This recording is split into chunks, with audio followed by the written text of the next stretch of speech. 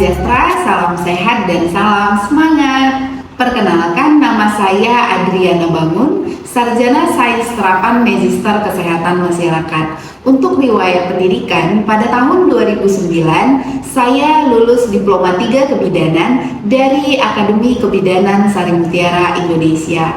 Dan pada tahun 2012, saya lulus Diploma 4 Bidan Pendidik dari Universitas Sumatera Utara. Untuk meningkatkan kompetensi saya sebagai seorang bidan pendidik, maka pada tahun 2016 saya melanjutkan pendidikan saya untuk mendapatkan Magister Kesehatan Masyarakat dan lulus di tahun 2018 dari Universitas Sari Mutiara Indonesia.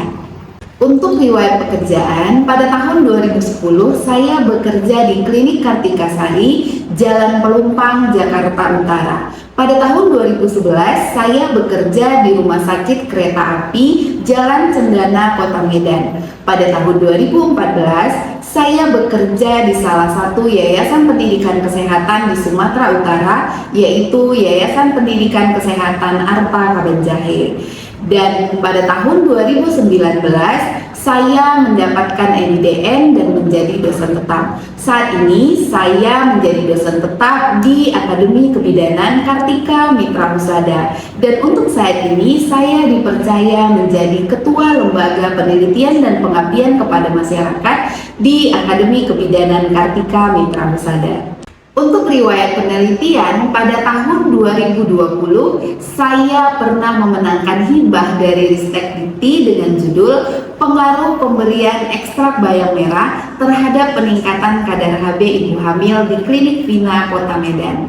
Hasil penelitian ini sudah saya publikasikan di Jurnal Nasional Terakreditasi SINTA. Dan dari hasil penelitian ini juga saya sudah menuliskan satu buku monograf ber-ISBN dengan judul Bayam Merah Sahabat Ibu Hamil, yang juga bisa saya pakai menjadi buku bahan ajar dalam mata kuliah yang saya ampu.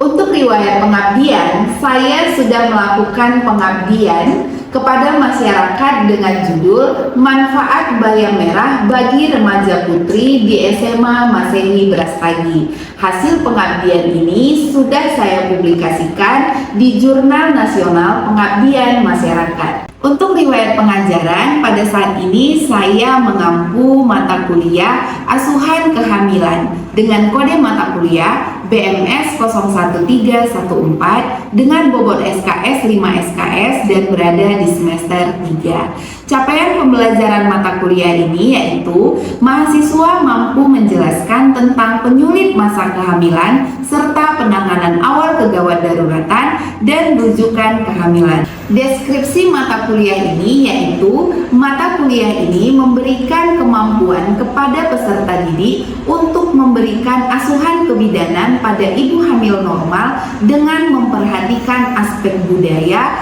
yang didasari konsep-konsep, sikap dan keterampilan serta hasil evidence base dalam praktek antenatal yang menggunakan pendekatan manajemen kebidanan yang berfokus pada upaya preventif dan promotif, deteksi dini komplikasi, penanganan awal kegawat daruratan serta pendokumentasiannya. Dengan bahan kajian yang pertama yaitu konsep dasar kehamilan, yang kedua perubahan fisiologis pada kehamilan, yang ketiga kebutuhan dasar pada kehamilan, yang keempat faktor-faktor yang mempengaruhi kehamilan, yang kelima asuhan pada kehamilan kunjungan awal dan ulang, yang keenam KIE pada kehamilan sesuai tahap perkembangan, yang ketujuh deteksi dini resiko tinggi pada kehamilan serta penanganan awal kegawat daruratan dan rujukan pada kehamilan, yang kedelapan dokumentasi asuhan pada kehamilan. Sistem pembelajaran atau metode perkuliahan yang saya berikan, yang pertama untuk delivery, bagaimana saya menyampaikan bahan perkuliahan saya memberikan FPS terlebih dahulu sebelum perkuliahan dilakukan. Dan saya juga melakukan kontrak perkuliahan, yaitu 16 kali pertemuan sudah termasuk UAS dan UTS. Selama proses belajar mengajar di dalam kelas, saya juga berusaha menciptakan suasana yang aman dan nyaman bagi saya dan mahasiswa agar terjalin proses pembelajaran yang menyenangkan dan dua arah.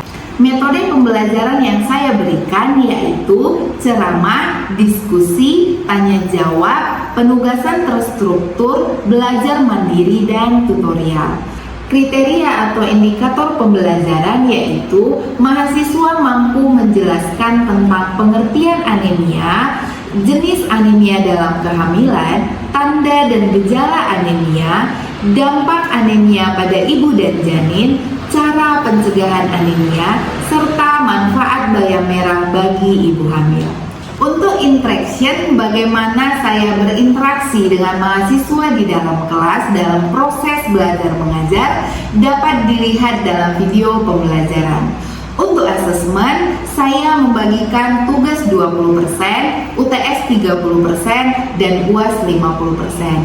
Selanjutnya, saya akan memperlihatkan video pembelajaran di dalam kelas yang berkaitan dengan mata kuliah yang saya ajarkan. Selamat menyaksikan.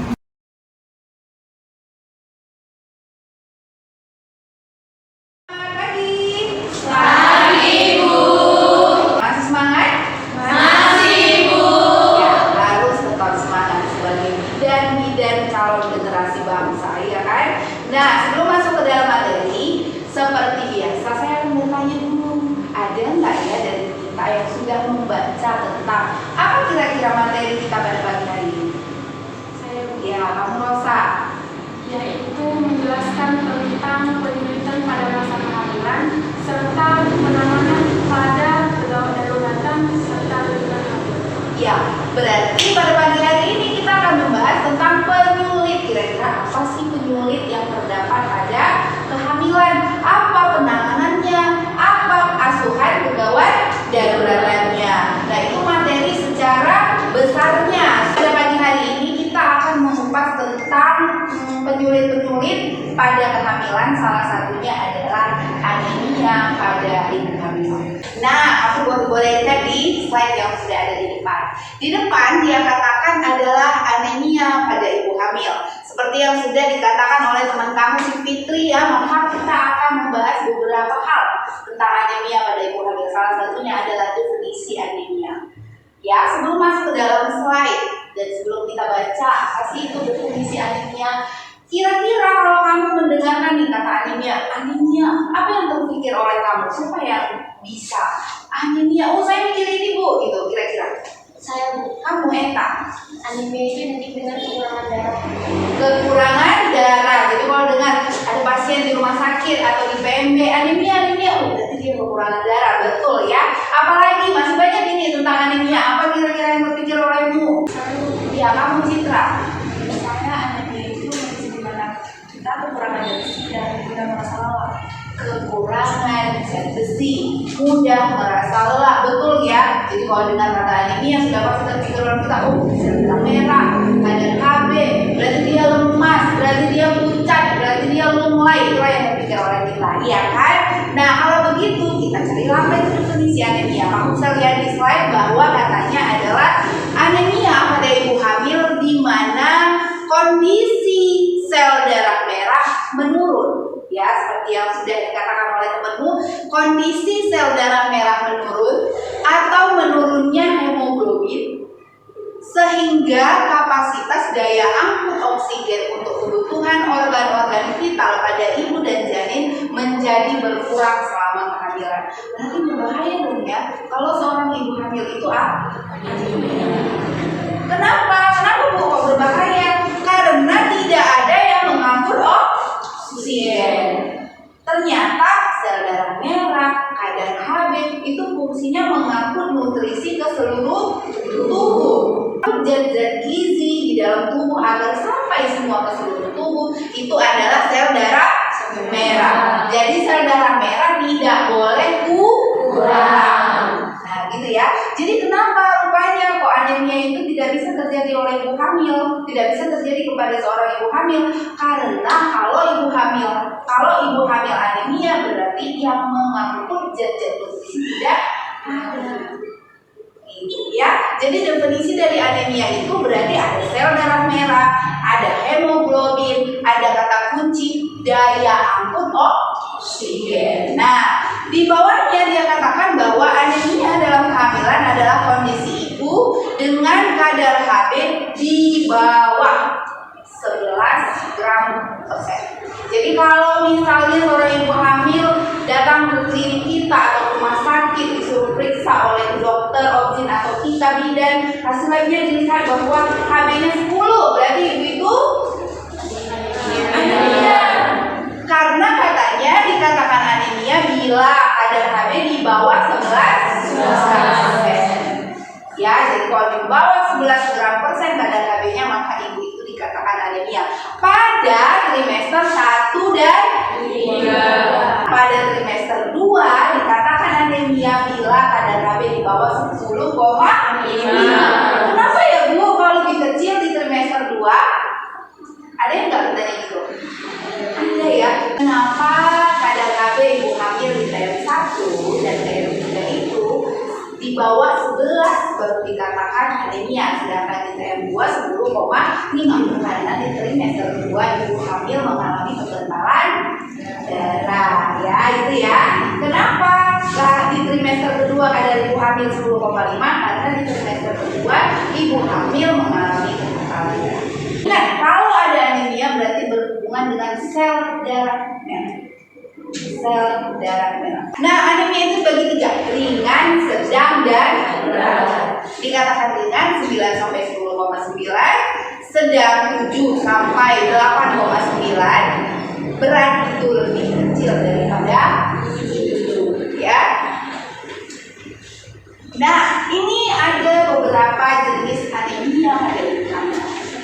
Ya, ada dia anemia zat besi, ada anemia megaloblastik, ada anemia hipoplastik, dan anemia hemolitik.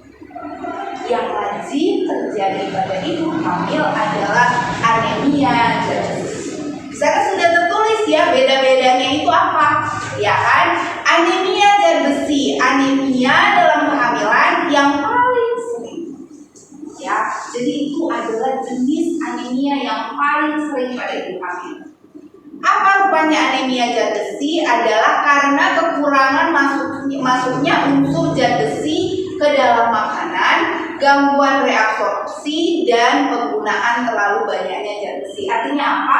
Kalau anemia zat besi berarti terjadi defisiensi zat besi.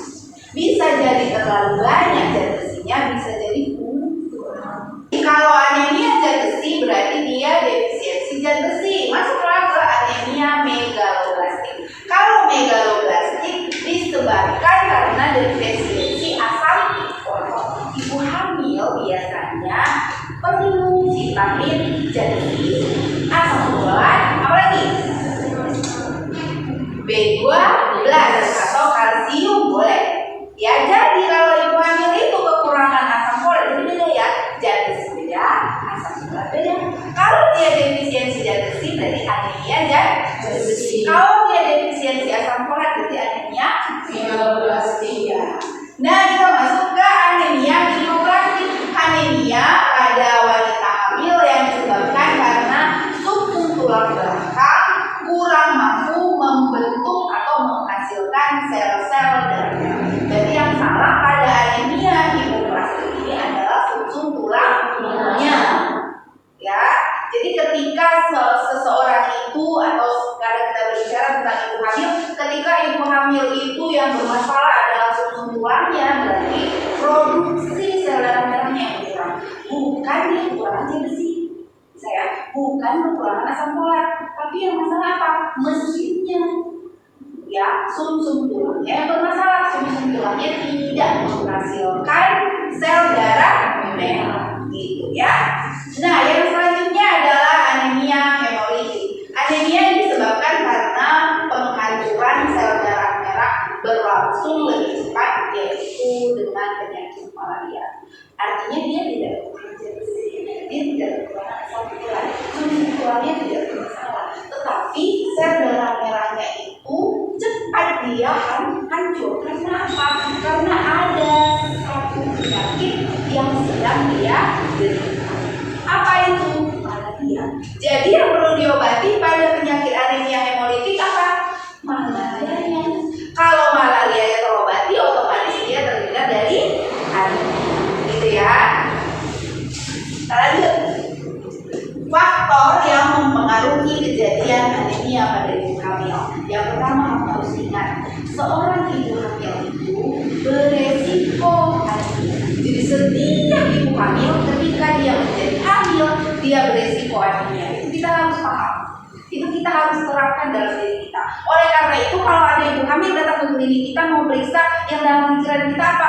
Ibu ini beresiko untuk anemia. Biar dia tidak anemia, yang saya lakukan harus ini. Apa itu yang pertama? Pantau umurnya. Berarti ibu hamil tidak boleh terlalu tua atau terlalu muda. Itu mempengaruhi anemia. Kalau dia terlalu muda untuk hamil, kemungkinan besar dia akan anemia. Yang tadinya pun ketika dia menjadi hamil dia akan punya risiko untuk anemia. Umurnya ditambah lagi 17 tahun, berarti risikonya menjadi 2 kali lipat. Gitu ya. Nah, selanjutnya apa? Kurang mengkonsumsi tablet DP. Berarti ini tadi jenis anemia zat besi. Jadi kalau jenis anemia zat besi, dia kekurangan zat besi, ya kita kasih dia suplemen zat besi. Nah, yang selanjutnya adalah frekuensi dan jarak kelahiran. Frekuensi artinya anaknya terlalu banyak. Nah, terus dia katakan apa? Jarak. Frekuensi itu terlalu banyak. Mungkin anaknya sudah 4, 5, 6. Udah gitu jaraknya dekat. Itu akan membuat ibu itu lebih beresiko anemia. Ya, jadi kita penkes ke pasien kita, ibu kalau sudah melahirkan KB dulu sampai reproduksinya kembali seperti sebelum hamil. Jangan hamil lagi dulu. Gitu ya. Kenapa? Karena kita takut untuk kehamilan selanjutnya akan anemia. Oke, yang selanjutnya apa? Kekurangan energi kronis. Ya, jadi seorang wanita atau ibu hamil itu kalau sudah sempat lagi kekurangan energi kronik, berarti sudah pastilah dia anemia. Energi kronik artinya apa? Proteinnya kurang, iya kan? Zat pembangunnya kurang, semuanya kurang karena dia sudah kronik. Oleh karena itu, jika kita ketemu kasus seorang ibu hamil yang KFK, maka sudah pasti dia akan anemia. Nah, jadi kalau dia anemia kita apain? Nanti kita akan pelajari di belakang. Gitu ya. Apalagi faktor yang mempengaruhi infeksi dan penyakit. Misalnya kalau penyakit ya tadi malaria. Infeksi misalnya apa? HIV/AIDS. Jadi kalau ibu hamil yang dengan infeksi, dia akan lebih berisiko untuk terjadi anemia. Ya. Selanjutnya adalah tanda dan gejala. Seperti yang dikatakan oleh teman-teman kamu tadi ya, bahwa anemia tadi kekurangan darah, turunnya kadar Hb, lemah, itu ada ditulis ya, cepat lelah, lesu, mata berkunang, pusing, gampang pingsan. Jadi kalau kita pun yang masih muda ini sedikit-sedikit gampang pingsan berarti anemia, ya kan? Nah, sesak nafas saat beraktivitas atau berolahraga berat, permukaan kulit dan wajah yang pucat, mual muntah lebih hebat dari hamil muda. Jadi kadang pasien ini datang ke kita kalau mual muntah di trimester 1 itu biasanya masih normal kalau tidak mengganggu aktivitas ya. Tapi kalau dia datang di luar dari trimester 1 dan mual muntahnya itu lebih hebat dari trimester 1, yang kita pikir adalah kemungkinan dia anemia. Ya. Nah, apakah dampak anemia pada ibu dan janin? Ya, jadi pada ibu adalah keguguran, partus prematurus, insersia uteri dan partus lama, ibunya sudah lemah, syok, infeksi intrapartum dan di dalam nifas. Kalau anemia gampang dia infeksi. Ya, kalau tidak infeksi maka akan banyak penyulit penyakit yang mendampingi, gitu ya. kehilangan jumlah besar darah. Bila terjadi anemia grafis, HB di bawah 4, terjadi payah jantung yang bukan saja menyulitkan kehamilan dan persalinan, tetapi juga bisa mati. Jadi kalau ibu itu HB-nya sudah di bawah 4, yang kita wanti bahwa ibu ini pun bisa kehilangan nyawa, gitu ya. Nah, pada janin apa? Terjadi abortus, terjadi kematian intrauterin atau yang sering disebut dengan kematian janin di dalam kandungan atau intrauterin fetal death, ya kan? Apalagi persalinan prematuritas tinggi, berat badan lahir rendah, kelahiran dengan anemia, dapat terjadi cacat bawaan, itu yang tidak kita inginkan ya. Janganlah sempat banyak bayi-bayi calon generasi bangsa yang lahir dengan cacat, kalau bisa dihindari. Apalagi bayi mudah mendapat infeksi sampai kematian berencana. Ya, kira-kira itulah dampak yang terjadi bila ibu hamil itu anemia. Makanan mengandung zat besi. Di sampingnya ada dikatakan mengkonsumsi makanan yang mengandung zat besi. Berarti ketika anemia terjadi atau ketika seorang ibu hamil dan kita tidak mau dia anemia, maka berarti kita harus cegah. Pencegahan yang bisa kita lakukan adalah itu. Yang pertama, ibu kita anjurkan untuk mengkonsumsi makanan yang mengandung zat besi. Ya. Yang kedua apa? Kandungan zat besi dapat diperoleh dari sumber zat besi dari makanan seperti yang ditulis di slide, ada hati, daging, telur, buah, sayur yang mengandung klorofil. Apalagi makanan tersebut hendaknya dimasak tidak terlalu lama agar kandungan besi di dalam makanan tidak berkurang, menjaga kebersihan lingkungan dan pribadi, kontrol penyakit infeksi. Asupan zat besi yang dikonsumsi dapat dijaga agar terserap tubuh sebanyak mungkin dengan mengkombinasikan dengan makan vitamin C. Jadi vitamin C itu juga baik ya, membantu penyerapan makanan di dalam tubuh.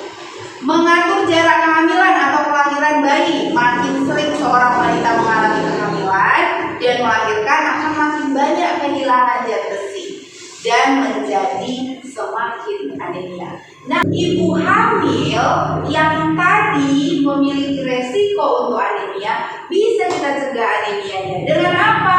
Dengan menganjurkan ibu mengkonsumsi makanan yang tinggi zat besi. Salah satu makanan yang tinggi zat besinya adalah bayam merah. Ya, jadi bayam merah itu sudah banyak penelitiannya mengatakan bahwa lebih tinggilah zat besi yang terdapat di bayam merah daripada di bayam hijau. Oleh karena itu, kita anjurkanlah kepada ibu hamil untuk rajin mengkonsumsi bayam merah. Ada ibu yang mengatakan bayam merah itu tidak enak. Jadi kita apain? Bisa kita variasikan, misalnya dijadikan jus. Malas ibunya misalnya untuk di sayur bening, malas, nggak enak, rasanya nggak enak, bosan, gitu-gitu aja, boleh divariasikan. Ya, dijadikan makanan, misalnya dijadikan dicampur dengan agar-agar atau dibuat jadi jus. Kenapa harus bayam merah, Bu?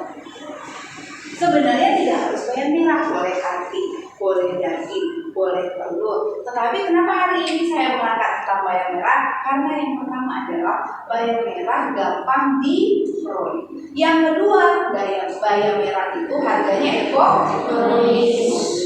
Jadi tidak ada lagi alasan oleh seorang ibu hamil yang mengatakan bahwa terlalu mahal, sulit untuk dijangkau. Tidak. Menanam bayam merah di depan rumah pun bisa, sehingga anemia pada ibu hamil dapat dicegah. Bergizi yang ada di dalam bayam merah. Bayam merah atau nama artinya adalah Amaranthus tricolor. Ya.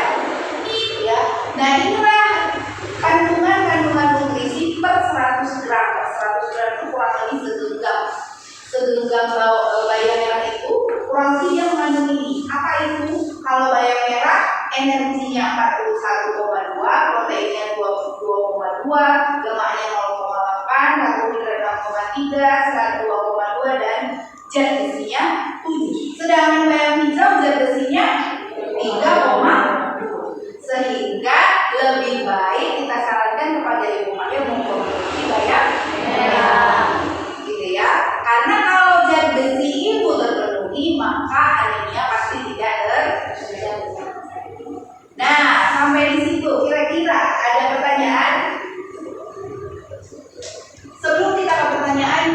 ada salah satu hasil penelitian saya sendiri tentang stop ekstrak bayam merah.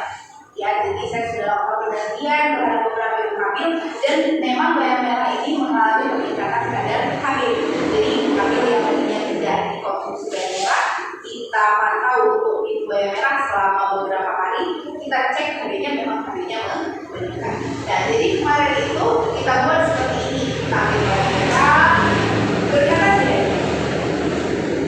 kita buat dulu lipis, air mateng, es batu, jadi dia kayak jus begitu ya. Dikasih madu, kita kasih pemasan jeruk nipis agar rasanya tidak asin. Ya, jadi itulah yang dikonsumsi ibu hamil setiap hari dalam rentang waktu 2 minggu kemarin itu, dan terbukti bahwa ada hamil itu. Ya, jadi ibu hamil itu bisa sehat tanpa mengeluarkan uang yang harus kita lakukan apa? Memberikan edukasi. Mungkin ibu hamil nggak tahu. Selama ini ibu nggak tahu bahwa bayam merah itu dapat meningkatkan kadar HB. Kalau dia tahu, dia pasti mau. Ya, jadi masalah dia tidak tahu. Nah, tugas kita lah untuk memberi tahu. Ketika kita menkes, ketika kamu dinas, ketika nanti kamu ditempatkan di desa, nah itu tugas kamu menjadi seorang promosi kesehatan agar ibu hamil ini terhindar dari anemia, ya. Oke, sebelum saya tutup dan sebelum kita masuk ke dalam evaluasi, kira-kira ada yang mau bertanya? Ya, silakan Isa.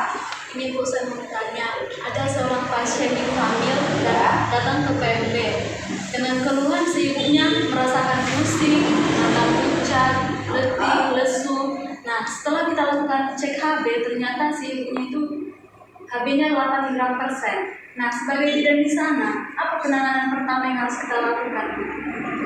Ya, HB-nya 8,8%, ya kan? 8% itu seperti materi yang sudah kita terima sebelumnya, maka dia masuk kategori anemia sedang. Berarti kalau anemia sedang, kita yang pertama adalah memberikan zat besi kepada ibu. Berarti kita kasih apa? Tablet Fe. Tablet Fe selama ibu hamil kita kasih berapa tablet? 90 tablet selama kehamilan. Ditambah dengan makanan yang mengandung zat besi yang tinggi. Contohnya apa? Bayam merah. Apalagi misalnya ibu itu nggak mau bayam merah, dia mau beli daging, boleh beli daging. Mau telur, boleh telur. Apa aja. Tapi pada hari ini kebetulan saya menjelaskan tentang bayam merah. Saran saya konsumsi tablet Fe selama kehamilan dan konsumsi makanan yang tinggi zat besi seperti bayam. Itu cukup. Ya, karena dia masih di kategori anemia sedang. Ada lagi? Kalau tidak ada, coba kita lihat evaluasi hari ini sebelum kita tutup.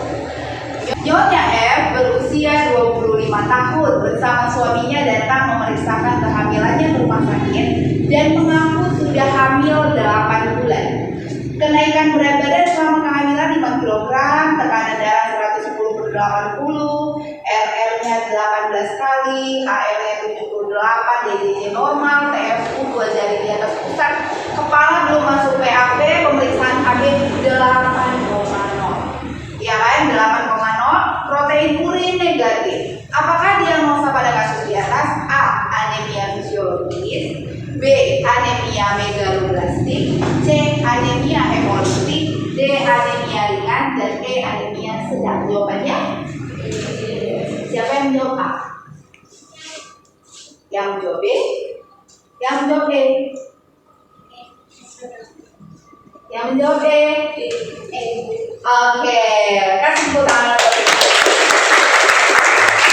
Ya, berarti saya anggap pertemuan hari ini tentang anemia pada kehamilan, saya anggap kita semua sudah paham dan materi ini sudah kita kuasai sehingga ini bisa kamu aplikasikan di lapangan. Terima kasih untuk partisipasi kita. Selamat siang. Siang, Bu.